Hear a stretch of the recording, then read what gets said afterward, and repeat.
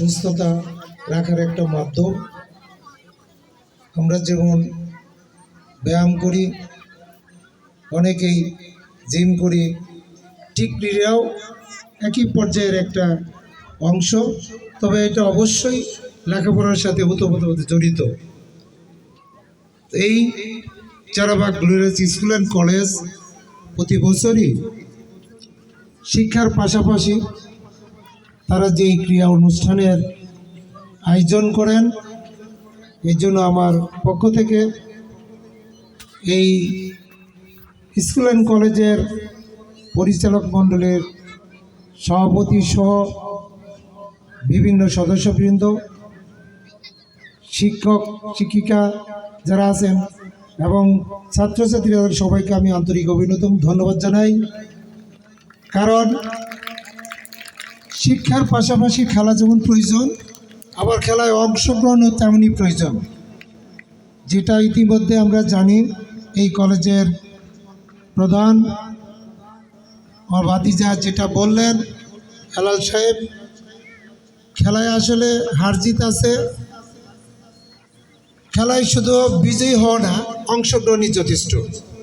কারণ প্রতিযোগিতা আছে, প্রতিযোগিতায় কেউ বিজয়ী হবে,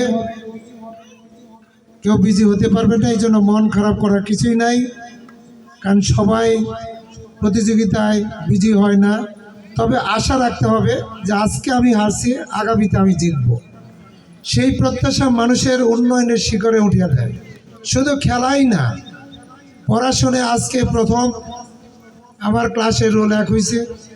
আমি উপরের ক্লাসে যে প্রতিযোগিতা করে বেশি বেশি পড়াশোনা করে, আমি বেশি অধ্যয়ন করে, আমি যেন আগামীতে আমিও শ্রেণীতে প্রথম হতে পারি, সেই অধ্যবসায়ে সবাই আমাদের থাকতে হবে।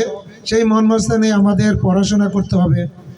কারণ একজন মানুষ শিক্ষিত হতে পারে, সুশিক্ষিত হতে হলে তাদের বিভিন্ন দিক থেকে তার সেই গুণে গুণান্বিত হওয়া খুব অত্যন্ত প্রয়োজন। যেমন হেলাল সাহেব বললেন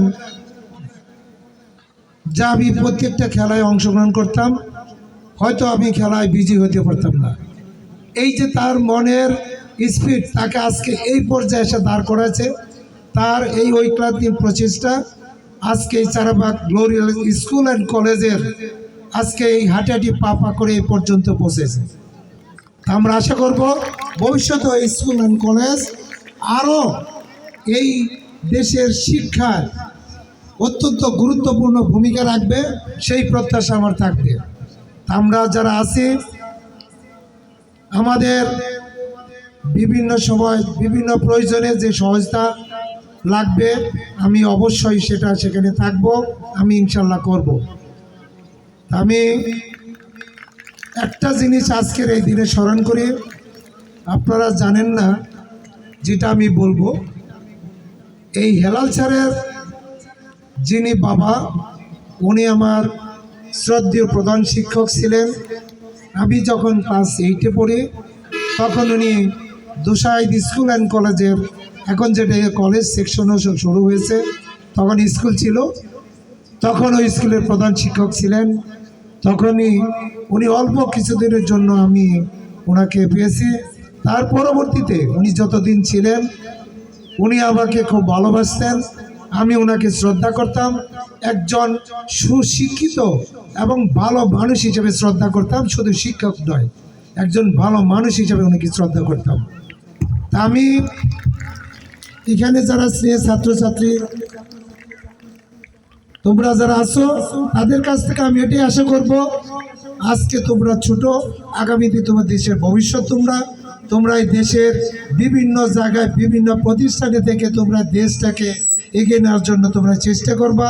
নিজের ব্যক্তি জীবনে এবং রাষ্ট্রীয় জীবনে তোমরা ভূমিকা রাখবা, সেই প্রত্যাশা তোমাদের কাছে আমার থাকবে। তার জন্য পরিশ্রম করতে হবে, পরিশ্রমের কোনো বিকল্প নাই। পাশাপাশি আল্লাহর উপরে ভরসা রাখতে হবে, কারণ আল্লাহ একমাত্র সব কিছু নির্ধারণ করে দেন, তবে চেষ্টা আমাদের করতে হবে। তা আমি যখন ক্লাস 8-এ পড়ি, তখন আমি ক্লাস 5 থেকে